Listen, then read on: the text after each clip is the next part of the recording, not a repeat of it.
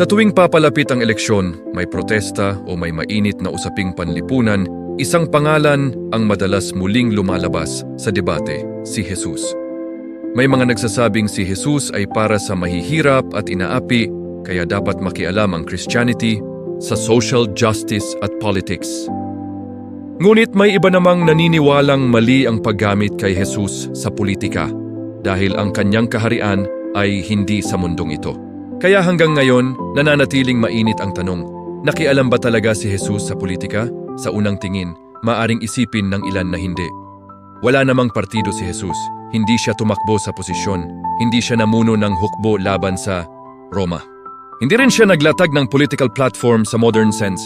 Ngunit habang mas sinusuri natin ang kasaysayan at ang kanyang mga salita, mas nagiging komplikado ang usapan. Dahil noong panahon ni Jesus, imposibleng ganap na paghiwalayin ang relihiyon at politika. Ang Judea ay nasa ilalim ng Roman occupation. Mabigat ang buwis, mataas ang tensyon, maraming Hudyo ang naghihintay sa isang Mesyas na magpapalaya sa kanila mula sa dayuhang kapangyarihan. Kaya nang magsimulang sumikat si Jesus, natural lamang na marami ang magtanong, siya na ba ang hinihintay na tagapagligtas ng Israel? At dito nagsimulang maging mapanganib ang kanyang impluwensya. Dahil kahit hindi siya humawak ng espada, nagsalita siya tungkol sa kaharian ng Diyos. Kahit hindi siya direktang nanawagan ng rebelyon, hinamon niya ang hypocrisy ng mga makapangyarihang religious leaders. Kumampi siya sa mahihirap, marginalized, at mga taong mababa ang tingin ng lipunan. At sa huli, ipinako siya sa krus, isang parusang karaniwang ibinibigay ng Roma sa mga rebelde at political threats. Kaya ano ba talaga si Jesus? Isang purely spiritual teacher? Isang social reformer? O isang figure na may political implications kahit hindi siya traditional revolutionary?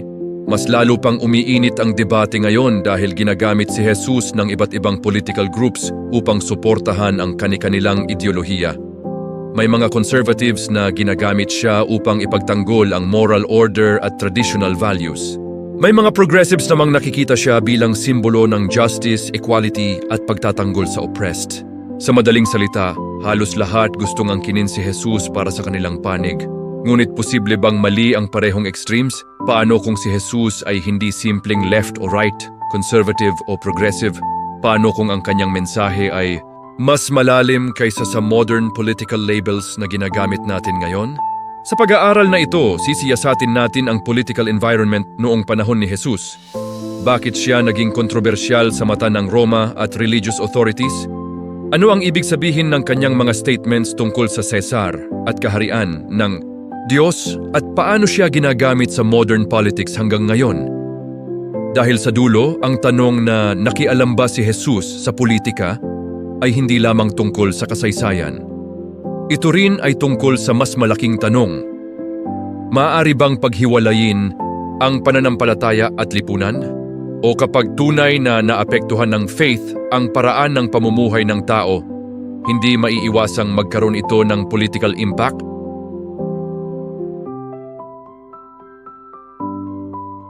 Matapos ang mahigit 2,000 taon, nakakagulat isipin na si Jesus ay nananatili pa ring sentro ng modern political debates.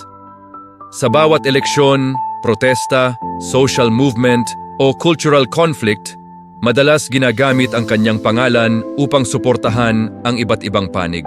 May mga nagsasabing si Jesus ay kakampi ng mahihirap, migrants at marginalized. May iba namang ginagamit siya bilang simbolo ng moral order, family values at religious conservatism. Kaya hindi nakapagtataka kung bakit hanggang ngayon mainit pa rin ang tanong, nakialam ba talaga si Jesus sa politika? Isa sa mga dahilan kung bakit napakahalaga ng tanong na ito ay dahil ang Christianity ay hindi simpleng pribadong paniniwala lamang para sa maraming tao. Ang faith ay may epekto sa values, moral decisions, pananaw sa justice at paraan ng pagtingin sa lipunan. Kaya kapag may usaping tungkol sa gobyerno, kahirapan, corruption, abortion, human rights o social issues, natural na marami ang nagtatanong, ano kaya ang magiging panig ni Jesus? At dito, nagsisimula ang problema dahil halos lahat ng political camps ay may tendensiyang gamitin si Jesus upang suportahan ang sarili nilang worldview. May mga politicians na gumagamit ng Bible verses sa campaigns upang makuha ang tiwala ng religious voters. May mga activists naman na gumagamit ng teachings ni Jesus tungkol sa mahihirap at oppressed upang suportahan ang social justice causes. Sa social media, madalas makakita ng posts na nagsasabing kung nandito si Jesus ngayon, siguradong nasa panig siya at pagkatapos ay ilalagay ang sariling political posisyon ng nagsasalita. Sa madaling salita, maraming tao ang gustong i-frame si Jesus bilang kakampi ng kanilang ideolohiya. Ngunit dito nagiging komplikado ang usapan. Dahil kapag masyadong ikinahon si Jesus sa modern political categories gaya ng left, right, liberal o conservative, may panganib na mawala ang tunay na historical at theological context ng kanyang ministry. Dahil ang mundo ni Jesus ay ibang-iba sa modern nation-states, democracies at party politics na meron tayo ngayon. Gayunpaman, hindi rin madaling sabihing walang kinalaman ang faith sa politics dahil marami sa mga teachings ni Jesus ay may malinaw na epekto sa social life. Nagsalita siya tungkol sa mahihirap, kayamanan, hypocrisy ng makapangyarihan, awa, justice at pagtrato sa kapwa. Kahit hindi siya tumakbo sa posisyon o nagtatag ng political party, ang kanyang mensahe ay may implikasyon sa paraan ng pamumuhay ng tao sa lipunan. At dito nagkakabanggaan ang dalawang pangunahing pananaw.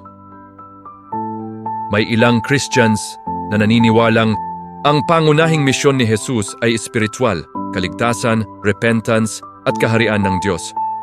Para sa kanila, mapanganib kapag masyadong pinopoliticize si Jesus dahil maaaring mabawasan ang focus sa kanyang spiritual mission.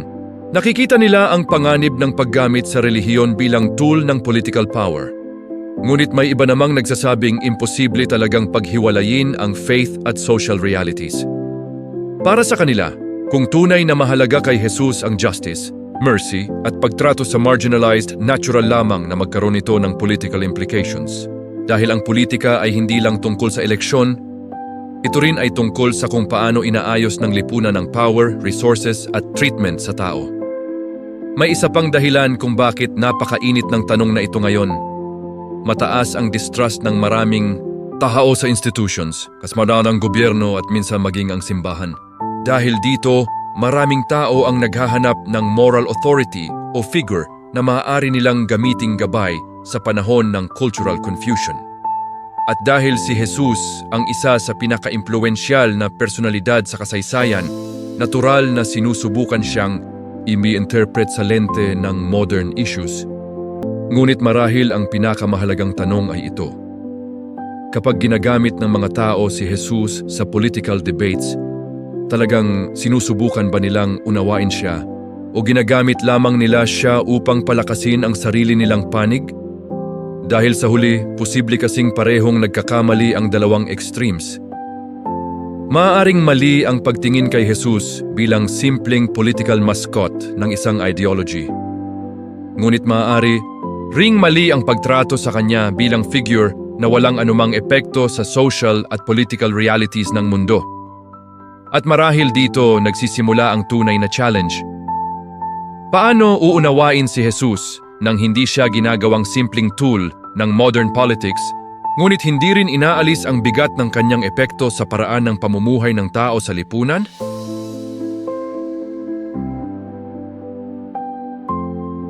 Upang maunawaan kung nakialam ba si Jesus sa politika, mahalagang maintindihan muna ang mundong ginagalawan niya. Dahil ang Judea noong unang siglo ay hindi simpleng tahimik na religious society lamang. Ito ay isang lupain na puno ng tensyon, galit, kahirapan at matinding political pressure sa ilalim ng Roman Empire. Sa madaling salita, si Jesus ay nabuhay sa isang panahon kung saan halos lahat ng aspeto ng buhay, kasama ang relihiyon, ay may political implications. Noong panahon ni Jesus, kontrolado ng Roma ang Judea. Ang mga Hudyo ay nasa ilalim ng dayuhang kapangyarihan at maraming tao ang galit sa Roman occupation. Mataas ang buwis, may military presence ang Roma at ramdam ng ordinaryong tao ang bigat ng imperyo sa araw-araw nilang buhay. Para sa maraming Hudyo, hindi lamang ito usapin ng economics o government control, ito rin ay spiritual humiliation. Dahil para sa kanila, sila ang bayan ng Diyos, ngunit nasa ilalim sila ng paganong imperyo. Dahil dito, malakas ang pag-asam ng marami sa pagdating ng Mesyas. Ngunit mahalagang tandaan, para sa maraming Hudyo noong panahong iyon, ang inaasahang Mesiyas ay hindi lamang spiritual teacher. Marami ang umaasang siya ay magiging political liberator, isang hari o revolutionary figure na magpapalaya sa Israel mula sa Roma at magbabalik ng kalayaan at dignidad ng bansa. At dito nagiging napakadelikado ng anumang religious movement dahil sa mata ng Roma, ang anumang kilusan na may malaking following at may messianic undertones ay posibleng maging simula ng rebellion. Kaya hindi nakapagtataka na napakasensitibo ng Roman authorities sa mga charismatic leaders. Sa katunayan, may ilang Jewish revolutionary groups noong panahon na handang gumamit ng dahas laban sa Roma. Isa sa mga pinakakilala ay ang Zealots, mga militanteng Hudyo na naniniwalang dapat lumaban para sa kalayaan ng Israel. Kasabay nito, mayroon ding iba't ibang religious groups sa loob ng Judaism na may magkakaibang pananaw kung paano haharapin ang Roman rule. Ang Pharisees ay nakatuon sa religious law at purity. Ang Sadducees naman ay mas konektado sa temple leadership at madalas nakikipag-compromise sa Roman authorities upang mapanatili ang kaayusan. May mga separatist groups din gaya ng Essenes na halos humiwalay na sa mainstream society. Sa madaling salita, ang mundo ni Jesus ay puno ng political at religious tension. At sa gitna ng lahat ng ito, nagsimulang mangaral si Jesus tungkol sa kaharian ng Diyos. Para sa modern readers, maaaring purely spiritual ang dating nito. Ngunit sa unang siglo, ang salitang kaharian ay may mabigat na political resonance. Dahil kung may kaharian ng Diyos, natural na tanong ng marami, ano ang ibig sabihin nito para sa Roma, para sa emperador, para sa kasalukuyang power structures? Dagdag pa rito, si Jesus ay mabilis na nagkaroon ng followers. Pumapasok siya sa mga lungsod habang may mga taong sumisigaw ng Hosanna at tumatawag sa kanya bilang anak ni David, isang title na may koneksyon sa royal at messianic expectations. Para sa ilan, maaaring spiritual lamang ito. Ngunit para sa iba, maaari itong magmukhang political movement. At dito nagsisimulang maintindihan kung bakit parehong kinakabahan ng religious leaders at Roman authorities kay Jesus dahil kahit hindi siya direktang nangunguna sa armed rebellion, may potensyal ang kanyang impluensya na guluhin ang kasalukuyang sistema. Ang mga taong gutom sa kalayaan ay maaaring makakita sa kanya bilang pag-asa laban sa Roma. Samantala, ang mga makapangyarihang leaders ay maaaring makakita sa kanya bilang banta sa stability at authority. Mahalaga ring tandaan na sa Roman world, ang crucifixion ay hindi ordinaryong execution method. Ito ay madalas ginagamit laban sa mga rebelde, alipin at political threats. Kaya ang mismong paraan ng pagkamatay ni Jesus ay nagpapakitang kahit paano nakita siya ng Roma bilang may political significance kahit hindi siya conventional revolutionary. Sa huli, imposibleng maintindihan si Jesus nang hiwalay sa political climate ng kanyang panahon. Dahil ang bawat salita tungkol sa kaharian, bawat malaking crowd at bawat challenge sa authority ay may posibleng political meaning sa mata ng mga tao noon. At marahil dito, nagsisimulang maging mas komplikado ang tanong kung si Jesus ay talagang purely spiritual lamang, bakit tila napakaraming political tensions ang umiikot sa kanya. Noong panahon ni Jesus, hindi lamang simpleng spiritual savior ang inaasahan ng maraming Hudyo pagdating sa Mesiyas.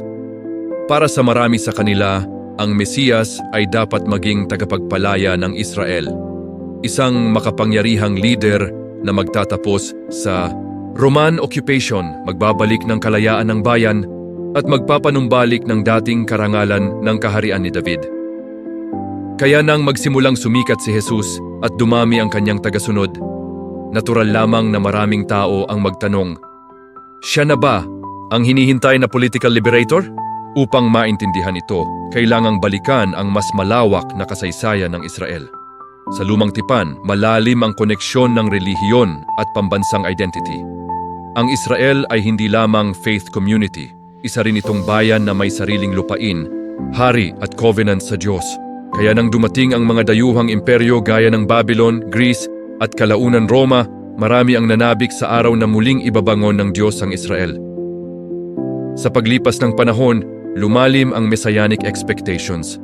May mga propesiya tungkol sa darating na anak ni David, isang hari na magdadala ng hustisya at tagumpay. Kaya para sa maraming ordinaryong Hudyo na pagod na sa kahirapan at oppression, madaling isipin na ang Mesyas ay magiging political at military leader. At nang dumating si Jesus, may ilang bagay tungkol sa kanya na lalong nagpalakas ng pag-asang ito. Una, mabilis siyang nagkaroon ng malaking following. Pumupunta ang maraming tao upang makinig sa kanyang pagtuturo at makita ang kanyang mga himala. Sa mundo ng unang siglo, ang isang charismatic leader na may libu-libong followers ay agad mapapansin bilang potensyal na movement leader.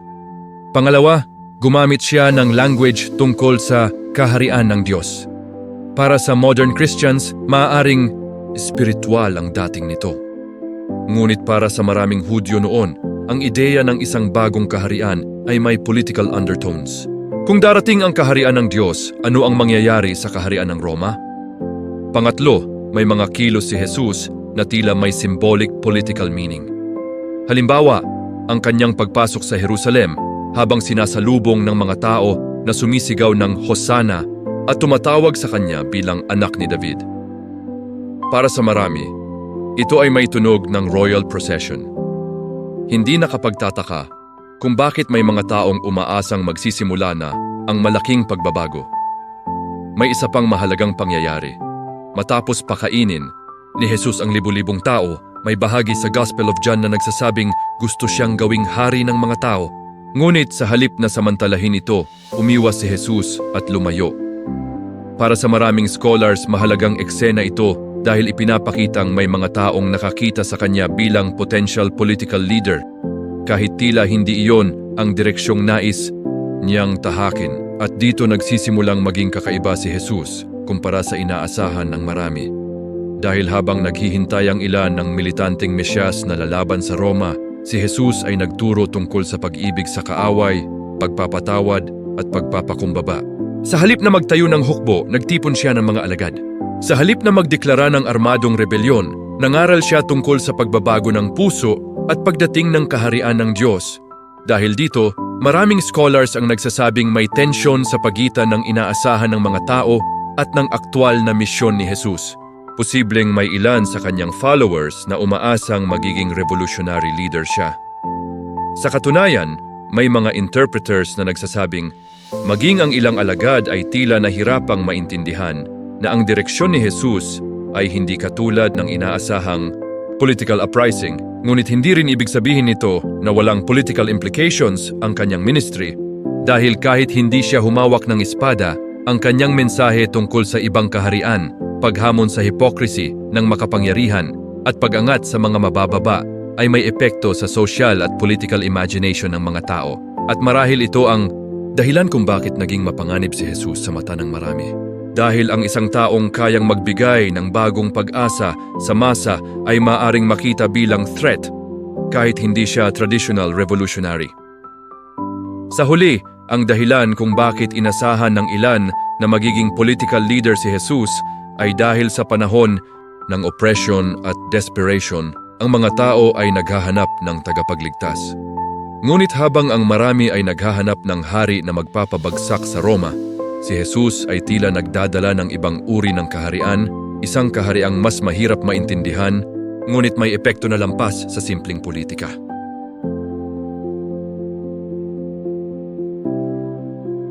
Kung may isang statement si Jesus na paulit-ulit ginagamit sa usapin ng relisyon at politics, ito ay ang kanyang sikat na sagot. Ibigay kay Cesar ang sa Cesar at sa Diyos ang sa Diyos. Sa loob ng 2,000 taon, ginamit ang linyang ito upang suportahan ang iba't ibang pananaw mula sa separation of church and state hanggang sa political obedience at maging resistance sa earthly powers. Ngunit ano nga ba talaga ang ibig sabihin nito sa original na context? Upang maintindihan ang bigat ng statement na ito, kailangang balikan ang sitwasyon kung saan ito sinabi ni Jesus. Noong panahon ng Roman occupation, isa sa pinakamainit na issue, para sa mga Hudyo ay ang pagbabayad ng buwis sa Roma. Para sa marami, hindi lamang ito financial burden kundi simbolo ng pananakop at kahihiyan. Ang buwis ay paalala na sila ay nasa ilalim ng paganong imperyo. Kaya nang tanungin si Jesus kung tama bang magbayad ng buwis kay Caesar, hindi iyon simpleng economic question lamang. Isa itong political trap dahil kung sasabihin niyang huwag magbayad ng buwis, maaari siyang akusahan ng rebellion laban sa Roma. Ngunit kung sasabihin naman niyang dapat magbayad, maaaring isipin ng maraming Hudyo na kakampi siya ng oppressive empire. Sa madaling salita, kahit anong sagot niya ay posibleng magdulot ng problema. Ngunit sa halip na sumagot ng diretsyo ayon sa inaasahan ng mga tao, humingi si Jesus ng barya at tinanong kung kaninong mukha ang nasa coin. Nang sabihin nilang kay Cesar iyon, doon niya sinabi, ibigay kay Cesar ang sa Cesar at sa Diyos ang sa Diyos. Sa unang tingin, maaring mukhang simpleng diplomatic answer lamang ito, parang pag-iwas sa gulo. Ngunit sa paglipas ng panahon, napakaraming scholars at theologians ang nagsabing mas malalim ang implikasyon ng statement na ito. Para sa ilan, ito ay indikasyon na kinikilala ni Jesus na may legitimate role ang earthly governments. Sa interpretation na ito, may mga bagay na sakop ng Estado, gaya ng buwis at civic obligations, at may mga bagay na para lamang sa Diyos. Dahil dito, ginagamit ng ilan ang passage upang suportahan ang ideya ng distinction sa pagitan ng political authority at spiritual authority. Ngunit may iba namang scholars na nagsasabing mas subversive ang statement kaysa sa unang tingin. Dahil habang sinasabing ibigay kay Cesar ang sa kanya, may implicit na mas malaking tanong. Ano ba talaga ang pag-aari ng Diyos? Kung ang coin ay may mukha ni Cesar kaya pag-aari niya, paano naman ang tao na nilikhang sa larawan ng Diyos? Sa ganitong interpretation, maaaring ang ibig sabihin ni Jesus ay may limitasyon ng authority ng Estado dahil sa huli, ang pinakamataas na loyalty ay sa Diyos. May ilan ding nagsasabing ang sagot ni Jesus ay sadyang layered upang iwasan ang simpleng political categorization. Hindi siya naging open revolutionary laban sa Roma, ngunit hindi rin siya naging simpleng propagandista ng empire. Sa halip, tila inilalagay niya ang usapan sa mas mataas na level kaysa sa trap na gustong ipasok ng kanyang mga kalaban. Mahalaga ring tandaan na sa Roman world, ang emperador ay hindi lamang political ruler, madalas may religious implications din ang loyalty sa kanya. Kaya ang simpleng tanong tungkol sa buwis ay konektado rin sa tanong ng ultimate allegiance. Sino ba talaga ang dapat paglingkuran ng tao, ang imperyo o ang Diyos? At dito nagiging napakalalim ng statement ni Jesus. Dahil hindi niya simpleng sinabing sumunod lang sa gobyerno o magrebelde laban sa gobyerno. Sa halip, tila ipinapakita niya na may komplikadong relasyon sa pagitan ng earthly power at divine authority. Hanggang na ngayon, ginagamit pa rin ang passage na ito sa modern politics. May mga nagsasabing ito ang basehan ng separation of church and state. May iba namang ginagamit ito upang suportahan ang obedience sa government. Ngunit may ilan ding naniniwalang hindi dapat gamitin ang statement upang patahimikin ang moral critique laban sa unjust systems. At marahil dito natin nakikita kung bakit napakahirap ikahon si Jesus sa simpleng political category. Dahil sa halip na maging predictable revolutionary o passive supporter ng empire, ang kanyang mga sagot ay madalas humahamon sa mismong paraan ng pagtingin ng tao sa kapangyarihan, loyalty at authority. Sa huli, ang tanong ay hindi lamang ano ang kay Caesar, kundi ano ang tunay na pag-aari ng Diyos. At kapag sineryoso ang tanong na iyon, hindi maiiwasang magkaroon ito ng epekto, hindi lamang sa spiritual life ng tao, kundi pati sa paraan ng pagharap niya sa politika at kapangyarihan sa mundo.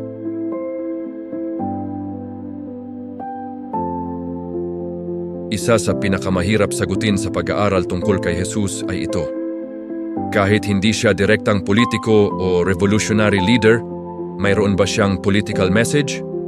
Sa unang tingin, maaaring sabihin ng ilan na purely spiritual ang kanyang misyon. Nagturo siya tungkol sa repentance, faith, forgiveness at kaharian ng Diyos. Ngunit habang mas sinusuri ang kanyang mga salita at kilos, Napapansin ng maraming scholars na ang kanyang mensahe ay may social at political implications na mahirap baliwalain. Isa sa pinakamahalagang bahagi ng kanyang pagtuturo ay ang konsepto ng kaharian ng Diyos. Sa modern panahon, madalas itong inuunawa bilang spiritual reality o pag-asa sa langit. Ngunit sa unang siglo, ang salitang kaharian ay hindi neutral. Ito ay language ng authority, power, rule at allegiance. Kaya nang mangaral si Jesus tungkol sa pagdating ng kaharian ng Diyos, natural lamang na magkaroon ito ng epekto sa paraan ng pagtingin ng mga tao sa kasalukuyang systems of power. At mas lalo itong naging kontrobersyal dahil sa uri ng mga taong nilalapitan niya. Paulit-ulit na makikita sa Gospels na binibigyan ni Jesus ng pansin ang mahihirap, gutom, may sakit, at mga taong mababa ang tingin ng lipunan. Sa Sermon on the Mount, binanggit niya ang mapapalad ang mahihirap, mapapalad ang mga nagugutom sa katuwiran, at iba pang statements na tila bumabaliktad sa normal na hierarchy ng mundo. Sa isang lipunang kontrolado ng elites at imperyo, ang ganitong mensahe ay may social impact. May mga scholars na nagsasabing hindi maaaring ihiwalay ang spiritual teachings ni Jesus sa social realities ng kanyang panahon. Dahil kapag sinabi mong mahalaga ang mahihirap, kapag hinahamon mo ang hypocrisy ng makapangyarihang religious leaders, at kapag nagsasalita ka tungkol sa isang ibang kaharian, may implikasyon niyon sa existing power structures. Isa sa pinakamalalakas na halimbawa nito ay ang kanyang paglinis sa templo. Nang pumasok si Jesus sa templo at pinatumba ang mga mesa ng money changers, hindi iyon simpleng random act of anger lamang para sa maraming historians. Ang templo noon ay hindi lamang religious center, may koneksyon din ito sa economics, authority, at cooperation sa Roman system. Kaya para sa ilan, ang ginawa ni Jesus ay prophetic protest laban sa corruption at abuse ng religious power. Ngunit mahalagang tandaan, kahit may social at political implications ang kanyang ministry, hindi rin siya madaling ikategorya bilang ordinaryong revolutionary. Hindi siya nagtayo ng hukbo. Hindi siya nangaral ng violent uprising laban sa Roma. Sa katunayan, may mga pagkakataong tila iniiwasan niya ang pagiging political messiah sa paraan ng inaasahan ng maraming tao. Nang gustuhin siyang gawing hari, lumayo siya. Nang dakpin siya, hindi siya nanawagan ng armadong paglaban. At nang tanungin tungkol sa kanyang kaharian, sinabi niyang, "Ang kaharian ko ay hindi sa mundong ito." Dahil dito, hati rin ang scholarly interpretation. May ilan na nagsasabing si Jesus ay primarily apocalyptic preacher na naghahanda sa pagdating ng Diyos at hindi simpleng social reformer. Para sa kanila, ang focus niya ay spiritual transformation at divine intervention, not political revolution. Ngunit may iba namang scholars na naniniwalang kahit hindi siya violent revolutionary, ang mismong mensahe niya ay may radical political implications. Dahil kapag hinamon mo ang greed, injustice, hypocrisy at oppressive structures habang itinataas ang dignity ng mga marginalized, natural lamang na magkaroon ito ng epekto sa lipunan at politika, at marahil dito nagiging mas komplikado ang usapan. Dahil maaaring parehong mali ang dalawang extremes. Maaaring kulang ang pagtingin kay Jesus bilang simpleng political activist lamang. Ngunit maaaring kulang din ang pagtingin sa kanya bilang figure na walang anumang social o political impact. Sa katunayan, isa sa pinakakapansin-pansing bagay tungkol kay Jesus ay ito. Hindi niya direktang sinakop ang political system, ngunit binago niya ang paraan ng pagtingin ng tao sa kapangyarihan, kaharian, kayamanan at halaga ng tao. At minsan, iyon mismo ang pinakamapanganib na uri ng mensahe sa anumang lipunan. Sa huli, maaaring hindi si Jesus ang uri ng political leader na inaasahan ng marami noong panahon niya. Ngunit hindi rin maikakaila na ang kanyang mga salita at kilos ay may epekto na lampas sa simpleng pribadong spirituality. Dahil kapag tunay na binabago ng isang mensahe ang paraan ng pagtingin ng tao sa justice, power at authority, hindi maiiwasang magkaroon ito ng political consequences, even kung hindi iyon ang pangunahing layunin nito.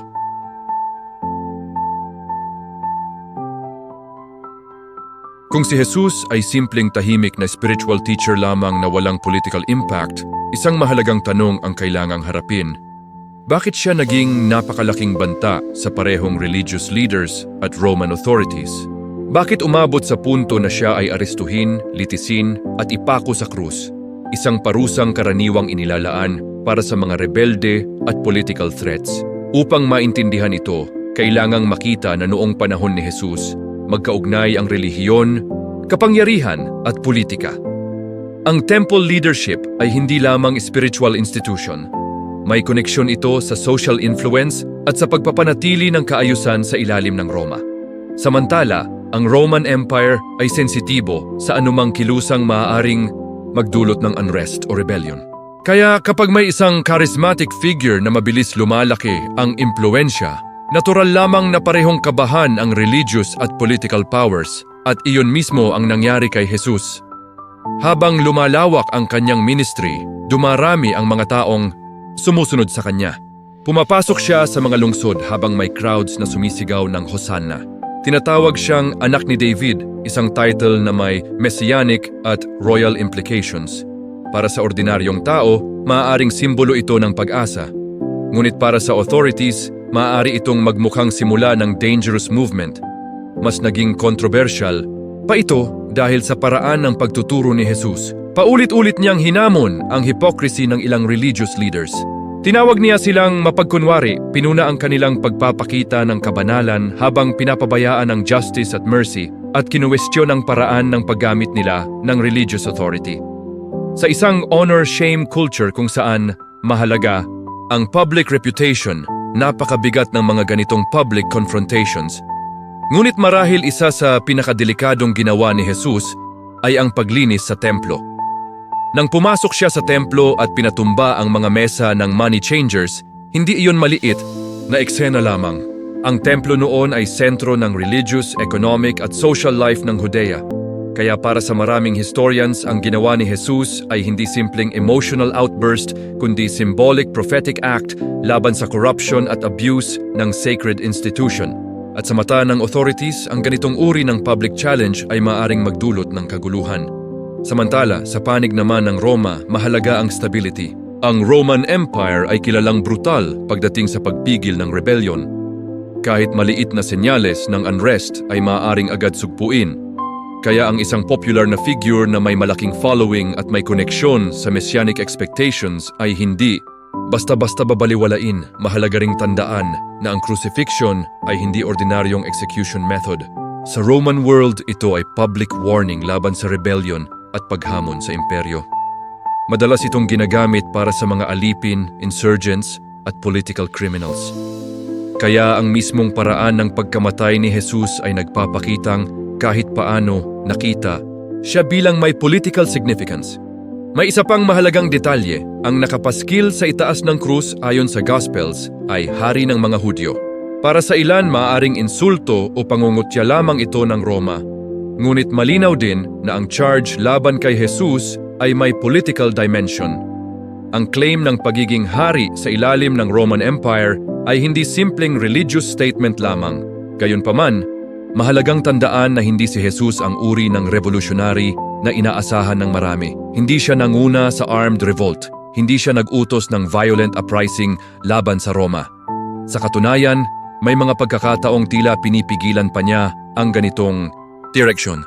Ngunit minsan, hindi kailangan ng espada upang maging banta sa isang sistema.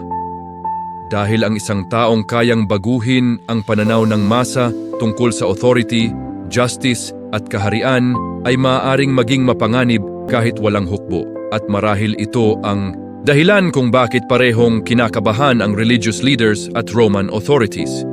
Dahil si Jesus ay hindi madaling kontrolin o ikahon. Hindi siya simpleng kolaborator ng sistema, ngunit hindi rin siya predictable militant rebel. Ang kanyang mensahe ay tila humahamon sa mas malalim na level, sa puso, loyalty at paraan ng pagtingin ng tao sa tunay na kapangyarihan. Sa huli, maaaring hindi si Jesus traditional political revolutionary. Ngunit hindi rin siya harmless figure na walang epekto sa structures of power. Dahil sa bawat panahon, ang mensaheng nagbibigay ng bagong pag-asa sa mga ordinaryong tao habang hinahamon ang hypocrisy at abuse ng makapangyarihan ay laging may potensyal na maging banta sa status quo.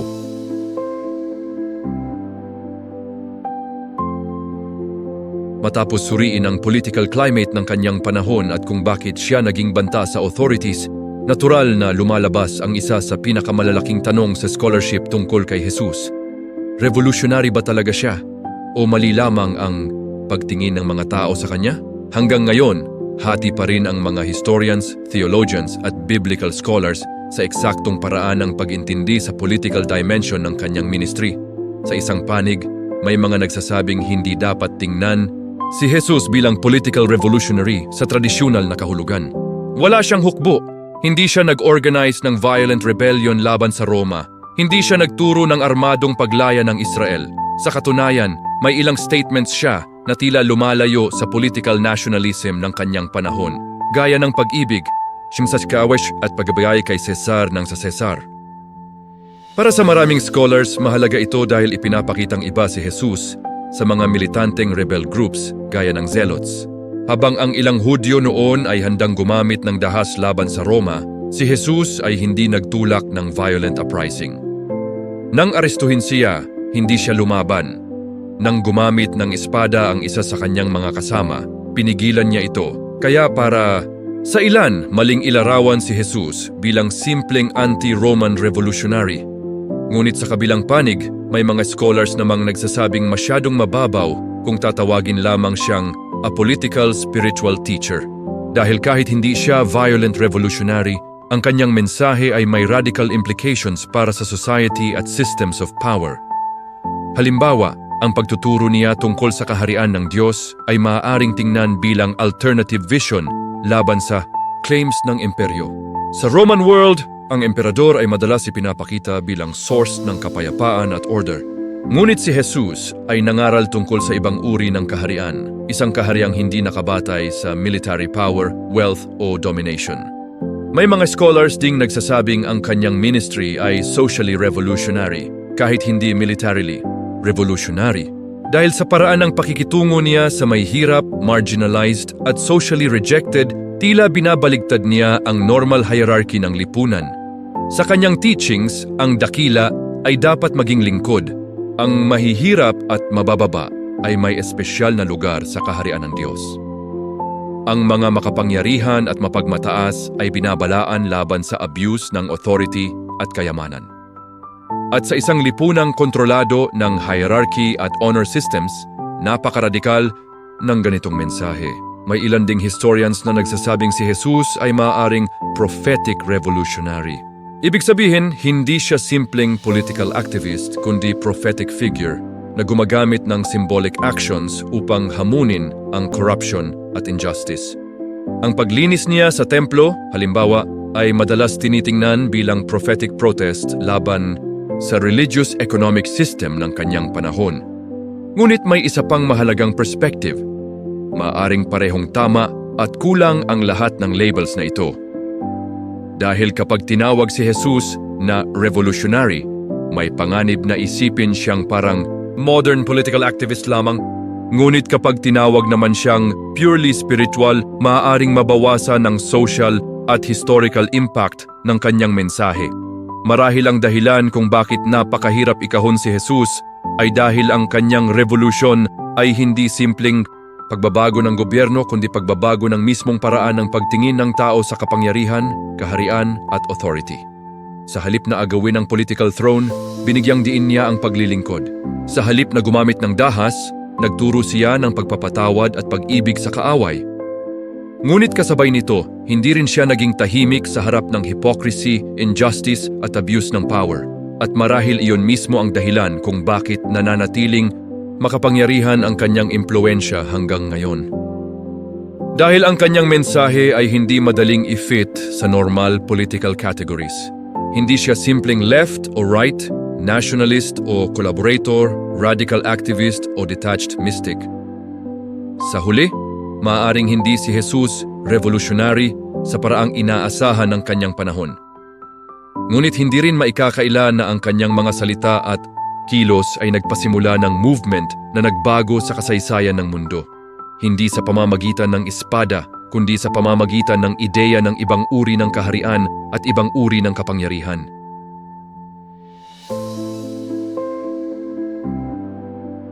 Kung noong unang siglo ay naging sentro si Jesus ng tensyon sa pagitan ng relihiyon at kapangyarihan, mas lalong naging komplikado ang usapan sa modern panahon. Dahil ngayon, halos lahat ng political ideologies ay may paraan ng paggamit kay Jesus upang suportahan ang kani-kanilang pananaw. Sa elections, social movements, culture wars at online debates, madalas ginagamit ang kanyang pangalan bilang moral authority. At dito lumalabas ang isang mahalagang tanong. Ginagamit ba talaga ng mga tao si Jesus upang maunawaan ang kanyang mensahe? O ginagamit lamang siya upang palakasin ang sarili nilang agenda? Sa maraming conservative Christian circles, si Jesus ay madalas inilalarawan bilang tagapagtanggol ng moral order, traditional family values, at religious freedom. Ang focus ay madalas nasa personal morality, sanctity of life, at pagprotekta sa traditional teachings laban sa mabilis na pagbabago ng kultura. Dahil dito, maraming conservative political movements ang gumagamit ng Christian language at imagery upang ipakita na nasa kanilang panig ang faith at biblical values. Ngunit sa kabilang panig, may mga progressive Christians at activists naman na nakikita si Jesus bilang simbolo ng social justice, compassion sa marginalized, at pagtindig laban sa oppression. Madalas nilang banggitin ang kanyang pakikitungo sa mahihirap, migrants, outcasts, at mga taong mababa ang tingin ng lipunan. Para sa kanila, ang tunay na pagsunod kay Jesus ay may kasamang pakikibaka para sa equality, dignity, at justice sa loob ng lipunan. At dito makikita kung bakit parehong panig ay naniniwalang nasa kanila ang mas tunay na larawan ni Jesus. May mga political leaders ding gumagamit ng Bible verses at Christian symbolism upang makakuha ng suporta mula sa religious voters. Sa ilang bansa, halos hindi mawawala ang references kay God at Christianity sa campaign speeches. Ngunit dahil dito, may mga critics na nagsasabing minsan ginagamit lamang ang relihiyon bilang political branding at hindi bilang tunay na spiritual conviction. Samantala, sa social media, mas lalo pang lumalala ang simplification ng debate. Makakakita ng posts na nagsasabing kung nandito si Jesus ngayon, siguradong kakampi siya ng... At pagkatapos ay ilalagay ang sariling political ideology ng nagpost. Ngunit ang problema rito, madalas masyadong simplistic ang ganitong approach. Dahil si Jesus ay nabuhay sa ibang historical context at ang kanyang teachings ay hindi madaling i-fit sa modern left-right spectrum. Halimbawa, may mga teachings si Jesus na maaaring paboran ng progressives, gaya ng pag-aalaga sa mahihirap at marginalized. Ngunit mayroon din siyang teachings tungkol sa morality at repentance na maaaring mas malapit sa conservative concerns. Sa madaling salita, mahirap gawing simpleng maskot si Jesus ng anumang modern ideology nang hindi iniiwan ang ibang bahagi ng kanyang mensahe. May ilan ding scholars at theologians na nagbababala laban sa sobrang pagpoliticize kay Jesus. Ayon sa kanila, kapag masyadong ginagamit si Jesus bilang tool ng isang political movement, may panganib na mawala ang mas malalim na spiritual at prophetic dimensions ng kanyang ministry. Dahil sa halip na hinahayaan nating hamunin tayo ng kanyang teachings, maaaring pinipili lamang natin ang mga bahagi na sumasang-ayon sa sarili nating worldview. Ngunit sa kabilang banda, may mga nagsasabi rin na imposible namang gawing completely apolitical si Jesus. Dahil ang kanyang teachings tungkol sa justice, mercy, power, wealth at treatment sa kapwa ay natural na may epekto sa social at political life. Kaya para sa kanila, ang tunay na problema ay hindi kung may political implications si Jesus, kundi kung paano siya ginagamit at inuunawa. Mahalagang tandaan na sa kasaysayan, ginamit na si Jesus sa halos lahat ng political directions. Ginamit siya upang suportahan ang imperyo at ginamit din siya upang hamunin ang imperyo. Ginamit siya sa liberation movements at minsan maging sa authoritarian systems. At ito mismo ang nagpapakitang napakalakas ng moral at symbolic power ng kanyang pangalan sa kasaysayan ng tao. Sa huli, marahil ang pinakamahalagang tanong ay hindi aling political side si Jesus, kundi hinahayaan ba nating hamunin tayo ni Jesus kahit laban ito sa sarili nating ideology? Dahil posible kasing lahat ng political camps ay may bahaging tama sa pagtingin nila kay Jesus at may bahaging mali rin. Dahil ang problema ay nagsisimula kapag hindi na natin sinusubukang unawain si Jesus ayon sa kanyang sariling mensahe, kundi sinusubukan na lamang natin siyang i-fit sa ating mga existing beliefs. At marahil iyon ang dahilan kung bakit hanggang ngayon hindi pa rin matapos-tapos ang debate tungkol kay Jesus at politika. Dahil sa bawat panahon, may tukso ang tao na gamitin ang pangalan niya hindi upang baguhin ang sarili, kundi upang palakasin lamang ang sarili niyang panig.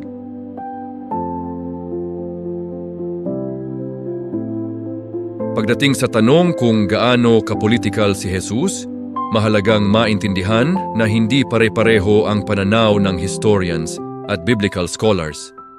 Gayunpaman, may ilang mahalagang puntos na malawak ang pagtanggap sa modern scholarship.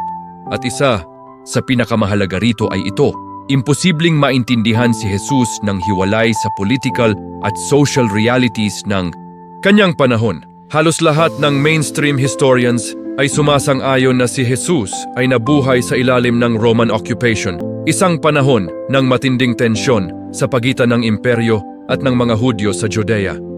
Kaya kahit ang isang spiritual movement ay hindi madaling maihiwalay sa politics. Sa mundo ni Jesus, ang relihiyon, lipunan at kapangyarihan ay magkakaugnay. Ngunit pagdating sa eksaktong klasifikasyon kay Jesus, dito nagsisimulang magkakaiba ang scholarly interpretations. May ilang historians na nakikita si Jesus bilang primarily apocalyptic preacher. Ayon sa pananaw na ito, ang pangunahing focus niya ay ang nalalapit na pagdating ng kaharian ng Diyos at ang spiritual transformation ng tao, not political revolution laban sa Roma. Para sa kanila, bagamat may social implications ang kanyang teachings, hindi siya dapat ilarawan bilang ordinaryong revolutionary leader. May iba namang scholars na nagsasabing si Jesus ay may malinaw na social at political implications kahit hindi siya violent rebel. Halimbawa, ang kanyang pagtuturo tungkol sa kaharian ng Diyos, paghamon sa hypocrisy ng elites, at pagangat sa mahihirap ay maaaring tingnan bilang challenge sa existing power structures ng kanyang panahon. May ilan ding historians na gumagamit ng terminong prophetic figure para kay Jesus. Sa ganitong pananaw, si Jesus ay parang mga propeta sa lumang tipan na hindi direktang politiko ngunit nagsasalita laban sa injustice, corruption at abuse ng authority. Ang kanyang ministry ay may moral at social critique na natural na may political consequences. Mahalaga ring tandaan na karamihan sa scholars ay hindi naniniwalang si Jesus ay simpleng zealot-style militant revolutionary. Wala kasing malinaw na ebidensyang nagturo siya ng armadong pag-aalsa laban sa Roma. Sa katunayan, may mga teaching siya na tila lumalayo sa violent nationalism. Kaya para sa majority of historians, hindi accurate ilarawan si Jesus bilang military rebel sa traditional sense. Ngunit kasabay nito, marami ring historians ang nagsasabing hindi rin siya harmless spiritual teacher lamang sa mata ng authorities. Dahil kung ganoon lang siya ka-neutral, mahirap ipaliwanag kung bakit siya ipinako sa krus, isang parusang karaniwang ginagamit ng Roma laban sa political threats at rebels. At dito pumapasok ang mahalagang scholarly insight. Maaaring hindi si Jesus ang revolutionary na inaasahan ng mga tao, ngunit may sapat siyang impluensya at symbolic danger upang makita bilang threat ng parehong religious at Roman authorities. May isa pang mahalagang observation sa scholarship. Ang phrase na King of the Jews na inilagay sa itaas ng krus ay may malinaw na political resonance. Para sa Roma, kahit ang symbolic messianic claims ay maaaring tingnan bilang destabilizing sa ilalim ng imperyo. Kaya kahit hindi direktang nagdeklara si Jesus ng armed revolt, ang kanyang movement ay maaaring nakita bilang potensyal na panganib sa public order. Sa modern scholarship, marami ring historians ang nagbababala laban sa sobrang pag-project ng modern political categories kay Jesus. Dahil ang concepts natin ngayon ng left, right, liberal, or conservative ay hindi umiiral sa parehong paraan noong unang siglo. Kaya ayon sa kanila, dapat maging maingat sa pag-aangking si Jesus ay simpleng kakampi ng isang modern ideology. Gayunpaman, may isang bagay na halos malinaw sa majority of historians. Ang ministry ni Jesus ay may social at political impact kahit hindi iyon sa paraan ng traditional political revolution. Ang kanyang mensahe tungkol sa kaharian ng Diyos, dignity ng mahihirap, at challenge sa authority ay may implikasyon sa paraan ng pagtingin ng tao sa power at society. Sa huli, ang scholarly consensus ay tila nasa gitna ng dalawang extremes. Hindi si Jesus simpleng armed revolutionary na gustong pabagsakin ang Roma sa pamamagitan ng dahas. Ngunit hindi rin siya detached mystic na walang pakialam sa social realities ng mundo. Sa halip, si Jesus ay isang figure na ang spiritual message ay may political consequences. Dahil kapag binabago mo ang pananaw ng tao tungkol sa authority, justice, loyalty at kaharian, hindi maiiwasang maapektuhan ang paraan ng pagtakbo ng lipunan mismo.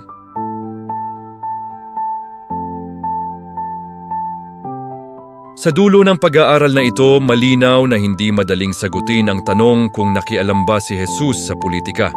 Dahil depende sa kung paano siya titingnan, maaaring lumabas na siya ay parehong hindi politikal at may malalim na political impact sa parehong panahon. Sa isang panig, totoo na si Jesus ay hindi traditional politician o revolutionary leader. Hindi siya tumakbo sa posisyon. Hindi siya nagtayo ng hukbo laban sa Roma. Hindi siya naglatag ng political manifesto o nag-organize ng violent uprising. Sa maraming pagkakataon, tila iniiwasan pa nga niya ang direksyong gustong ipilit sa kanya ng ilan, lalo na ang expectation na magiging militanteng mesiyas siya na magpapalaya sa Israel sa pamamagitan ng dahas. Ngunit sa kabilang panig, mahirap ding sabihin na purely spiritual lamang si Jesus na walang epekto sa social at political realities ng kanyang panahon.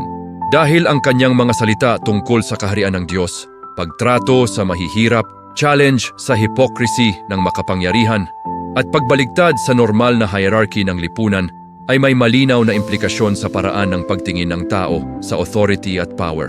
At marahil dito natin nakikita kung bakit napakahirap ikahon si Jesus sa modern political categories. Hindi siya simpleng left or right. Hindi siya madaling tawaging conservative or progressive sa parehong paraan ng modern politics. May mga teachings siya na maaaring paboran ng social justice movements, ngunit mayroon ding mga teachings tungkol sa morality at repentance na hindi komportable sa modern culture. Sa madaling salita, madalas mas gusto ng tao na gamitin si Jesus upang suportahan ang sariling ideology kaysa hayaang hamunin tayo ng kabuuan ng kanyang mensahe. Mahalaga ring tandaan na noong panahon niya, hindi talaga madaling paghiwalayin ang relihiyon at politika. Ang usapin ng Diyos, kaharian, templo at pamumuhay ay konektado sa identity at social order ng lipunan. Kaya kahit ang isang spiritual movement ay natural na magkakaroon ng political consequences at marahil iyon mismo ang dahilan kung bakit naging banta si Jesus sa authorities. Hindi dahil may hukbo siya. Hindi dahil direktang nanguna siya sa rebellion, kundi dahil ang kanyang mensahe ay may kapangyarihang baguhin ang pananaw ng tao tungkol sa tunay na authority, loyalty at kaharian. At sa kasaysayan, anumang ideyang kayang baguhin ang pananaw ng masa ay laging may political implications kahit hindi iyon ang pangunahing layunin nito. Hanggang ngayon, hindi pa rin natatapos ang debate dahil ginagamit pa rin si Jesus sa modern politics. May mga taong nakikita siya bilang simbolo ng justice at liberation. May iba namang nakikita siya bilang tagapagtanggol ng moral truth at tradition. Ngunit marahil ang pinakamahalagang tanong ay hindi anong political side si Jesus, kundi hinahayaan ba nating baguhin niya ang paraan ng pagtingin natin sa kapangyarihan, tao at katotohanan? Dahil posible kasing parehong mali ang dalawang extremes.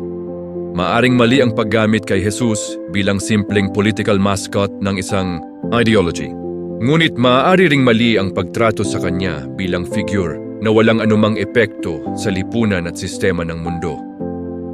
Sa huli, marahil mas tamang sabihin na si Jesus ay hindi dumating upang magtayo ng ordinaryong political kingdom, ngunit ang kanyang mensahe tungkol sa kaharian ng Diyos ay nagkaroon ng epekto na mas malalim kaysa sa karamihan ng political movements sa kasaysayan. Dahil matapos ang 2,000 taon, bumagsak na ang mga imperyo, nagbago na ang mga gobyerno at nawala na ang maraming hari at ideolohiya.